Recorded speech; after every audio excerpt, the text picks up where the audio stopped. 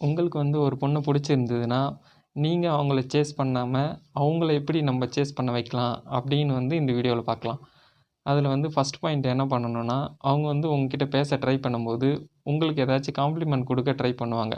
அப்போ வந்து நீங்கள் ரிட்டர்ன் காம்ப்ளிமெண்ட்ஸ் அவங்களுக்கு எதுவுமே கொடுக்காம, ஒரு சின்ன ஸ்மைலோட அந்த இடத்த விட்டு மூவ் ஆக்கிடுங்க. இது வந்து ஃபஸ்ட் பாயிண்ட்.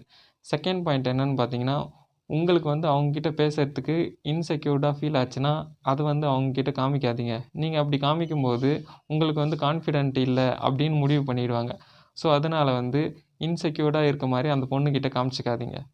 தேர்ட் பாயிண்ட் என்னன்னு பார்த்தீங்கன்னா, உங்களோட லைஃப் கோல் என்னவோ அதை நோக்கி வந்து நீங்கள் போகணும். அதை விட்டுட்டு அந்த பொண்ணு பின்னாடி சுற்றிட்டுலாம் இருக்கக்கூடாது. நீங்கள் உங்களை ஃபோக்கஸ் பண்ணும்போது தான் அந்த பொண்ணுக்கு வந்து உங்கள் மேலே ஒரு இன்ட்ரெஸ்ட் வரும். இன்ட்ரெஸ்ட் வந்து உங்களை சேஸ் பண்ணுவாங்க. ஸோ இந்த பாயிண்ட்ஸ்லாம் நீங்கள் ஃபாலோ பண்ணிங்கன்னா அவங்க வந்து உங்களை சேஸ் பண்ண வாய்ப்பு இருக்குது.